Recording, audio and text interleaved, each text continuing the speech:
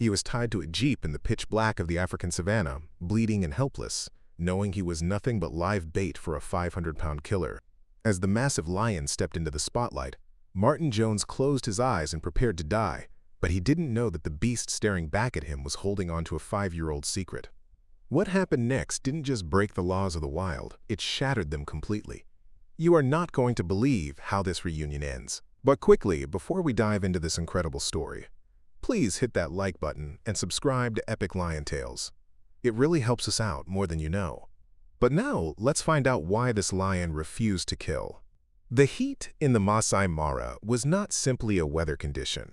It was a physical weight, a tangible oppressor that pressed down on the flat-topped acacia trees and the endless rolling plains. It was midday, the hour when the sun bleaches the color out of the world, turning the vibrant gold of the savanna into a blinding, shimmering white. Martin Jones sat in the back of the open-sided Land Rover, the vinyl seat sticking uncomfortably to his skin. He shifted, adjusting the strap of his camera, a heavy second-hand Canon that he had refurbished himself. It was his most prized possession, an extension of his arm and his eye, but today it felt like a burden. Around him, the other tourists were chatting, their voices bright and brittle against the vast silence of the bush. They were discussing lunch buffets and the lack of Wi-Fi at the lodge. Martin closed his eyes for a moment, trying to tune them out, trying to tune in to the frequency of the wild. He could smell the dust, ancient red volcanic soil that tasted of iron, and the faint, sweet scent of drying grass. He was 28 years old, and he felt like he was suffocating. Back in London, his life was a series of gray days and fluorescent lights. He worked in a windowless warehouse, scanning barcodes, moving boxes from pallet A to pallet B. He was invisible there. But here? Here, he felt a desperate, clawing need to be part of something real. He didn't just want to see the wild. He wanted to touch it. He wanted to prove that he existed. "Driver!" A man in a pristine, unsoiled safari vest called out. "Can we go back? The heat is getting to my wife." Martin's eyes snapped open. "No," he said too quickly. The word hung in the air, sharp and desperate. He softened his tone. "Please. We haven't seen the crossing yet. The herds are moving toward the Talek River. It's the migration. It's the reason we're here." The driver, a patient Maasai man named Samuel, caught Martin's eye in the rearview mirror. Samuel had seen thousands of tourists. He knew the ones who came for the trophy photos, and he knew the ones who came because their souls were starving. He saw the hunger in Martin's face. "We will check the river," Samuel announced, his voice deep and final. "The herds are close." As the Land Rover rumbled over the uneven, rutted track, Martin gripped the roll bar. His knuckles were white. He watched the horizon, where the heat haze made the distant trees dance like ghosts.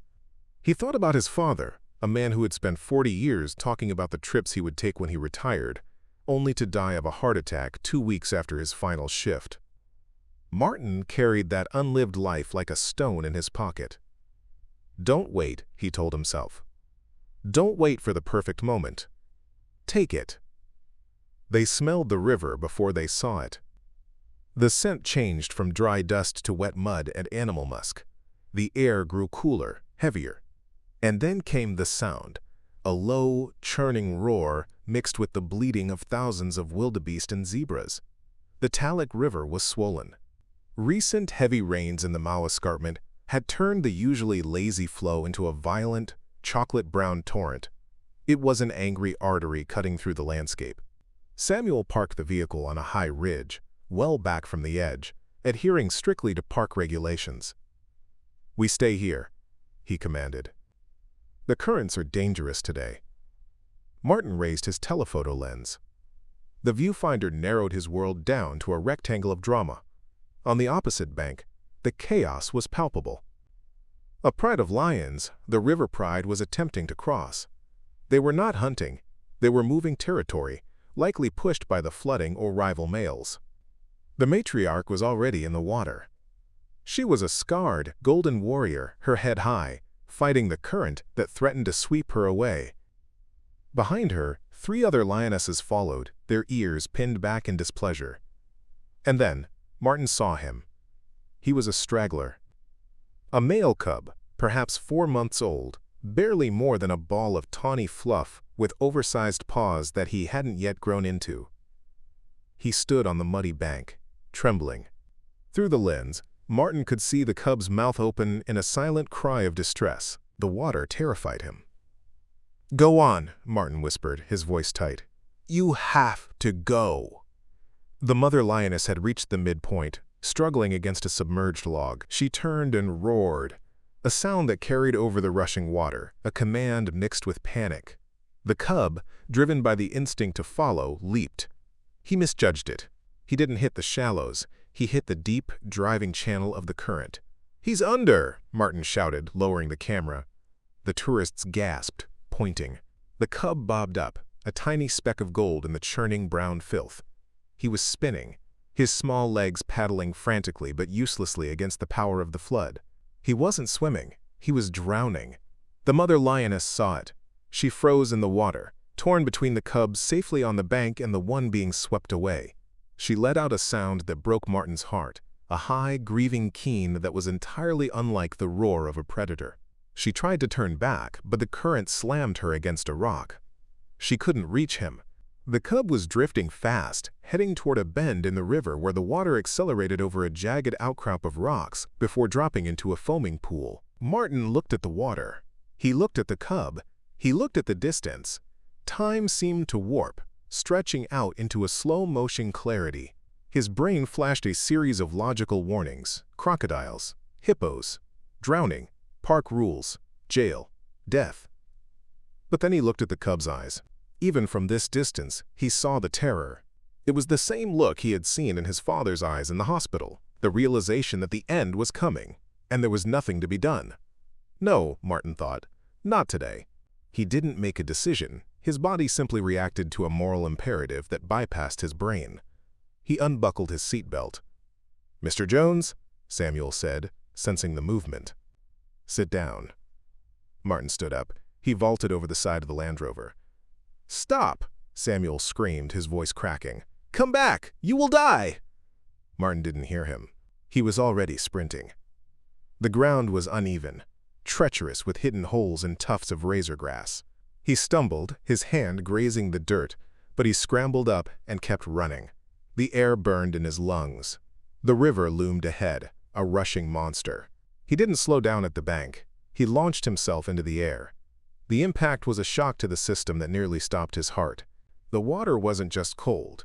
It was freezing, a heavy, suffocating blanket that instantly soaked his clothes and boots, dragging him down. The current seized him with the force of a freight train. Martin surfaced, gasping, spitting out grit and silt. The roar of the water was deafening now, filling his ears, vibrating in his skull. He spun around, trying to orient himself. Where is he? He saw a splash of gold 10 yards downstream. The cub was barely surfacing now, his nose tilting up in a final, desperate attempt to breathe. Martin swam. He swam with a ferocity he didn't know he possessed, fighting the river that wanted to crush him against the rocks. His strokes were choppy, desperate. He closed the distance.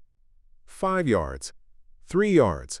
He reached out. His fingers brushed wet fur, but the slick coat slipped away. "Got you!" Martin yelled, water filling his mouth. He lunged again, grabbing the loose skin at the back of the cub's neck. The scruff. The reaction was instant.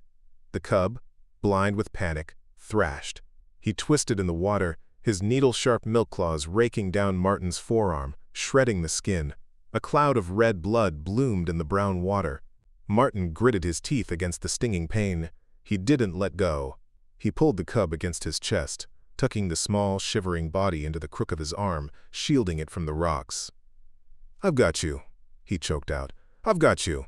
They hit the rapids. Martin spun his body, taking the brunt of the impact. His back slammed against a submerged boulder. A sharp crack echoed inside his chest, a rib giving way. The pain was blinding, white-hot and nauseating. It knocked the wind out of him, threatening to make him black out. but the weight of the cub against his chest anchored him. "Hold on, just hold on." Using the rock as a pivot, he kicked off with his heavy boots, launching them toward the far bank, the same side the Pride was on. The current fought him every inch of the way, dragging at his legs, but he clawed at the riverbed, his fingers digging into the mud. He dragged himself out of the water, heaving, coughing, his legs trembling so violently they could barely support him. He collapsed onto the mudbank, the cub tumbling from his arms. For a long minute, there was only the sound of their breathing, the rasping, wet gasps of the man and the high, wheezing coughs of the lion. The sun beat down on them. Indifferent to their survival, Martin wiped the mud from his eyes. His side was on fire, every breath a jagged shard of glass in his lung. He looked at the cub. The little lion was sitting up, shivering uncontrollably, his fur matted and dark like a drowned rat. He looked pathetic and small. He turned his head and looked at Martin. And for the first time, Martin saw the eyes clearly. They were extraordinary. The left eye was a deep, burning amber, the color of the setting sun. The right eye was a startling emerald green. Heterochromia, a rare mutation that made the animal look almost mythical. "You're a special one, aren't you?" Martin whispered, clutching his side. He noticed a fresh cut on the cub's left ear, bleeding slightly, shaped like a crescent moon where a rock had grazed it during the fall. "You're going to have a scar to remember this by." "Me too." The moment of peace shattered. A low, guttural growl vibrated through the mud beneath Martin's hands. It was a sound that triggered a primal alarm in the deepest part of his reptile brain. He froze. Slowly, terrified, he lifted his head. The mother lioness was 10 feet away. She had emerged from the reeds. Up close, she was not a picture in a magazine. She was a 300-pound killing machine. Her muscles were coiled under wet skin, her teeth bared in a snarl that exposed massive yellowed canines. She was dripping wet, her eyes locked on Martin with an intensity that promised death. Martin lowered his head. He didn't run. Instinct told him that running triggered the chase. He didn't scream. He made himself small, averting his gaze, pressing his cheek into the cool mud. He was offering submission. He was surrendering. This is it, he thought, a strange calm washing over him. I saved a life. If this is the cost, so be it. He heard the wet crunch of paws on mud. The lioness was moving closer. He could smell her. A pungent scent of raw meat, river water, and power. He felt her hot breath on the back of his exposed neck. He squeezed his eyes shut, waiting for the bite that would snap his spine. It didn't come. He felt a rough, sandpapered tongue rasp once across the back of his hand, the hand that was still bleeding from the cub's scratches. Then, a huff of air, like a blast from a bellows. Martin opened his eyes just a slit. The lioness had stepped back. She nudged the shivering cub with her nose, checking him, licking the water from his face with aggressive affection. She looked back at Martin one last time. Her gaze wasn't grateful. Lions don't do gratitude in the human sense, but it was acknowledging. She understood the transaction. He had returned what was hers. A debt had been incurred. A balance had been struck in the ledger of the wild. She picked the cub up by the scruff, exactly as Martin had, and turned, vanishing into the tall grass where the rest of the pride waited. Martin lay there in the mud until the sun began to dip, shivering from shock and the adrenaline crash. When the park rangers finally got a boat across to retrieve him, they didn't hail him as a hero. They arrested him. The fallout was swift and brutal. Miriam Tate, the head ranger of the sector, sat across from him in the interrogation room 2 days later. She was a woman of steel and earth, her uniform pressed, her expression unreadable. "You violated the Wildlife Conservation Act," she said, sliding a paper across the metal table. "You interfered with a natural process. You endangered yourself, the rescue team, and the animals." "He was drowning," Martin said, his voice raspy. He touched his bandaged side. "It is not your place to decide who lives and dies out here, Mr. Jones," Miriam said, though her voice lacked the venom he expected. There was a flicker of pity in her eyes. "The park is not a petting zoo. If we let every tourist save every baby animal, the ecosystem collapses. Predators need to eat. Weakness is culled. That is the law of the wild." He wasn't weak. Martin insisted, the memory of those bicolor eyes burning in his mind. He just needed a hand. Miriam sighed. The board has made a decision. You are fined $5,000. Your photography permit is revoked permanently. And you are banned from the Masai Mara for 5 years. If you return before then, you will be jailed. Martin signed the papers with a shaking hand. He flew back to London the next day, his ribs taped, his bank account empty, and his heart left behind in the red dirt of Kenya. 5 years is a long time to be in exile. For Martin Jones, those 5 years were a study in grey. He returned to London, but he never really came back. He walked the streets of the city, but his mind was always 4,000 miles away in the red dust of the Mara. He worked double shifts at the warehouse. He ate cheap noodles. He stopped going to the pub. He had a singular focus, a singular obsession. He needed to know if the cub had survived. Male lions face a brutal existence. Mortality rates are high. Rogue males kill them, hyenas hunt them, starvation claims them. The odds of that small, shivering ball of fluff reaching adulthood were less than 20%. But Martin held on to the memory of those eyes, one amber, one green. He named the lion Orion in his journals after the hunter in the stars. When the ban finally expired, Martin was on the first flight to Nairobi. Stepping off the plane onto the tarmac, the smell hit him like a physical embrace. Wood smoke, diesel, and dust. It was the perfume of Africa. He closed his eyes and inhaled, feeling the ghost of his younger self waking up. He couldn't go with a reputable tour company. His name was still flagged in their systems. He needed someone who operated in the gray areas. He found Bill Stevens in a dimly lit bar on the outskirts of Narok. The bar smelled of stale beer and sweat. Bill was a mountain of a man, with skin like cured leather and a beard that looked like steel wool. He sat alone, nursing a whiskey, a heavy-caliber rifle case resting against his leg. "I hear you're looking for the River Pride," Bill said, not looking up. His voice was like gravel in a mixer. "I am," Martin said, standing his ground. "I need to go deep. Off the main tracks. I have money." Bill looked up then. His eyes were cold, calculating. He scanned Martin, assessing his clothes, his boots, his desperation. Off-road costs extra. Dangerous territory. Poachers, anti-poaching patrols. Lions aren't the only things with teeth out there. Martin placed an envelope on the sticky table. It contained half of his life savings. "I just need to find them. I need to see if a specific male is still alive." Bill weighed the envelope in his hand. He smiled, but it didn't reach his eyes. "We leave at dawn." "Don't be late." As Martin walked out into the cool night air, he missed the subtle nod Bill gave to a man in the shadows. He didn't hear Bill pull out a satellite phone and whisper, "I've got a cover. Get the buyer ready. I think I know where the big male is." The search took 3 agonizing days. The Masai Mara had changed, yet it remained exactly the same. The grass was waist-high, golden and whispering in the wind. The heat was still a hammer. Martin rode in the passenger seat of Bill's battered Land Cruiser, scanning the horizon until his eyes watered. Bill was a strange companion. He was knowledgeable, spotting tracks that Martin would have missed, but there was an edge to him. He asked too many questions. "So this lion," Bill asked on the second day, steering around a termite mound, "what's so special about him? Why come all this way?" "I saved him once," Martin said quietly, looking out the window. "When he was a cub, he has unique eyes." Bill's grip tightened on the steering wheel. "Unique eyes, huh? That's rare. Collectors like rare." "He's not for a collection," Martin snapped. "He's a living thing." Bill just chuckled, a dry, humorless sound.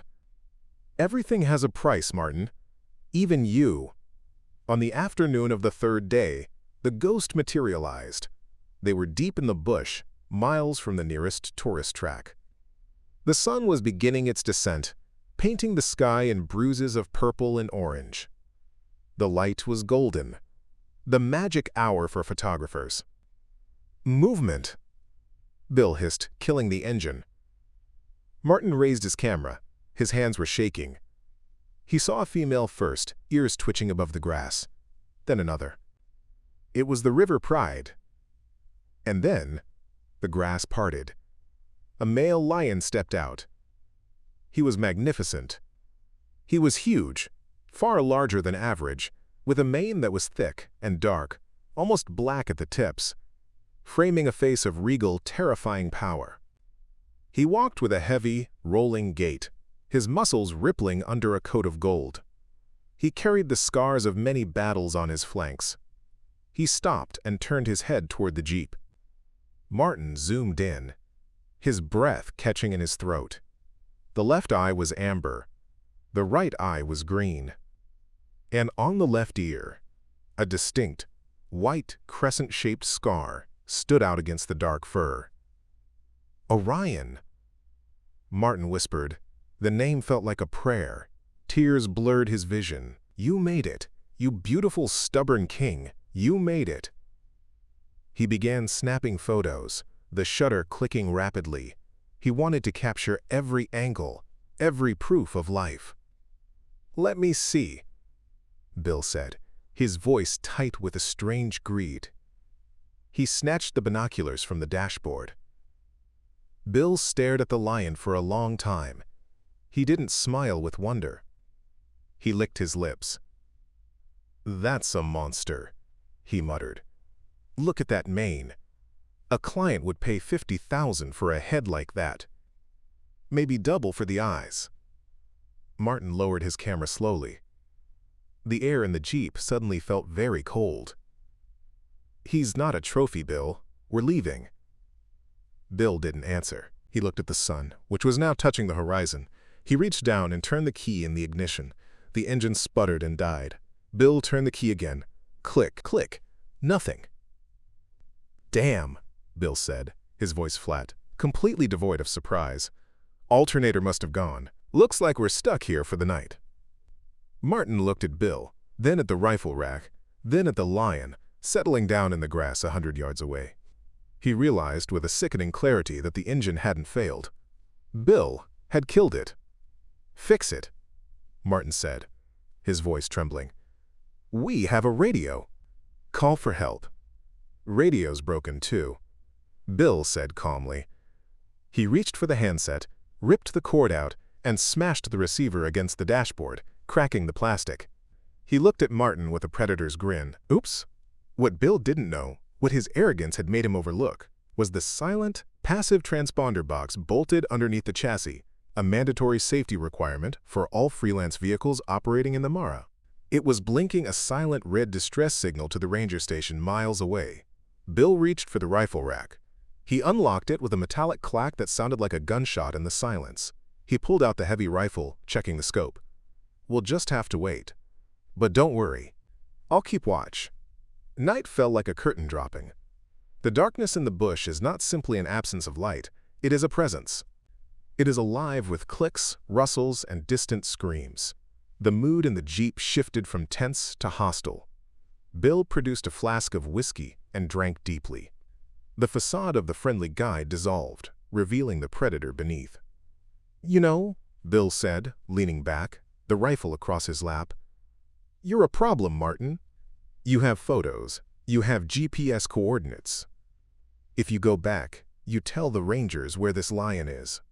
I won't tell anyone, Martin said, gripping the roll bar. I just want to go home. You are going home, Bill sneered. But first, we're going to do a little business. That lion, he's coming with me. Or at least, his skin is. And you? You're going to help me get him. What? Martin asked, panic rising. Bill moved with sudden, terrifying speed. He lunged across the center console. Martin tried to fight back, but he was a warehouse worker, not a brawler. Bill was stronger, fueled by alcohol and greed. He struck Martin across the temple with the butt of the rifle. Pain exploded in Martin's head. The world spun into darkness. When Martin came to, his head was throbbing with a pulse that matched the beating of his heart. He tried to move his hands and found he couldn't. His wrists were zip-tied to the roll bar of the open-top Jeep. He was standing, forced to lean against the metal frame, his body exposed to the night air. Bill was sitting on the hood of the Jeep. He had switched on a high-powered spotlight mounted on the side mirror bracket. The beam cut through the darkness, illuminating a cone of tall grass. "What are you doing?" Martin croaked, the taste of copper in his mouth. "Bait," Bill said calmly, not looking back. "Lions are curious, especially about distressed prey. You groaning, bleeding a little, that's going to bring him right in. I get a clean shot, and tomorrow I claim self-defense. The lion attacked the tourist I had to shoot." Tragically unavoidable. Martin struggled against the plastic ties, but they only bit deeper into his skin. Blood trickled down his forehead from where Bill had struck him, stinging his eyes. "He won't come," Martin whispered, a sob catching in his throat. "He's not a monster." "They're all monsters, kid." Bill laughed, racking the bolt of the rifle. "Here, kitty, kitty." The wait was agonizing. An hour passed. Then 2.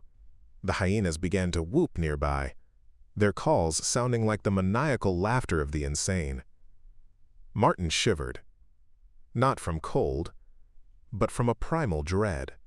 To die here, used as a lure to kill the very creature he had saved. It was a cruelty beyond words. Then, the grass rustled. It wasn't the skittering of a small animal. It was the heavy, rhythmic swish of something massive moving with purpose. The ground seemed to vibrate. Bill sat up straighter, raising the rifle to his shoulder. He squinted down the scope. "Show yourself," he whispered. Into the circle of light stepped Orion. He didn't creep. He didn't stalk. He walked into the light with his head high, a king entering his court. The beam caught the amber eye and the green eye, making them glow like coals in a furnace. He stopped 20 feet from the Jeep.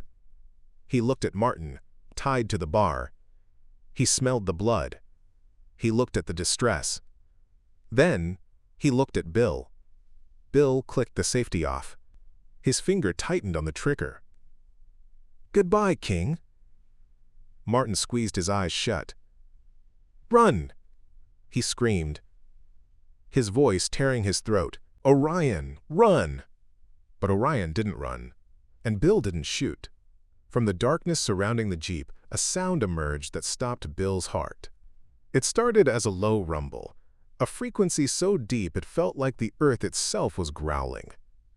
It vibrated through the tires, up the chassis, and into Martin's bones. Orion let out a roar. It wasn't a roar of aggression. It was a summons. It was a command that shattered the night air. Suddenly, the grass erupted. 3 lionesses appeared on the left. 2 more on the right. A younger male behind the vehicle. The entire pride had flanked them in absolute silence. They were ghosts in the darkness, and now they were made flesh. They weren't looking at Martin, the bleeding bait. Every single pair of yellow eyes was fixed on Bill Stevens. Bill swung the rifle frantically from left to right. "Back! Get back!" His voice pitched high with terror. Orion moved. He didn't attack Martin. He launched himself through the air, clearing the distance in a single fluid bound of impossible power. He didn't land on the ground. He landed on the hood of the Jeep. The metal groaned and buckled under his 500 pounds. The Jeep rocked violently on its suspension, nearly throwing Bill off. Orion stood there, towering over the poacher. He was so close that his whiskers twitched in the ambient light. He snarled, curling his lip to expose teeth the size of daggers. Spittle flew onto Bill's terrified face. The smell of the lion, hot, wild, and overwhelming, filled the air. Bill screamed, a high, thin sound of absolute primal terror. He scrambled backward, falling off the hood, dropping the rifle in the dirt. He hit the ground and scrambled on all fours, sobbing, crawling away from the vehicle toward the nearest acacia tree. "Get away! Get away!" Bill shrieked. Orion didn't pursue. He swiped his massive paw at the windshield. The glass shattered into 1,000 diamonds, destroying the barrier between the front seats and the hood. He stood on the hood, roaring at the retreating figure of the poacher. The lionesses circled the tree where Bill was now frantically climbing. He scrambled up the thorny bark, tearing his clothes and skin, pulling himself up to a high branch just as a lioness snapped her jaws inches from his boot. They paced around the base of the tree, growling, trapping him there. Martin watched, breathless. He was alone in the jeep, with a fully grown male lion standing 3 feet away on the hood. Orion turned his massive head. He looked down at Martin. Martin stopped breathing. He stared into the mismatched eyes, the amber and the green. He looked for the killer instinct, the predatory glaze. It wasn't there. The aggression drained from Orion's posture. He lowered his body, sinking down onto the warm metal of the hood. He positioned himself with his back to Martin, facing out toward the dark bush. He was guarding him. For the rest of the night, time seemed to suspend. The air grew cold, biting into Martin's skin, but he felt a strange, radiating warmth from the massive animal inches away. Every time a hyena laughed in the distance, or a shadow moved in the grass, Orion would lift his head. His ears would swivel. He would let out a chuff, a soft, rhythmic sound deep in his chest. Huff, huff, huff. It was the sound lions made to their pride, to their family. I am here.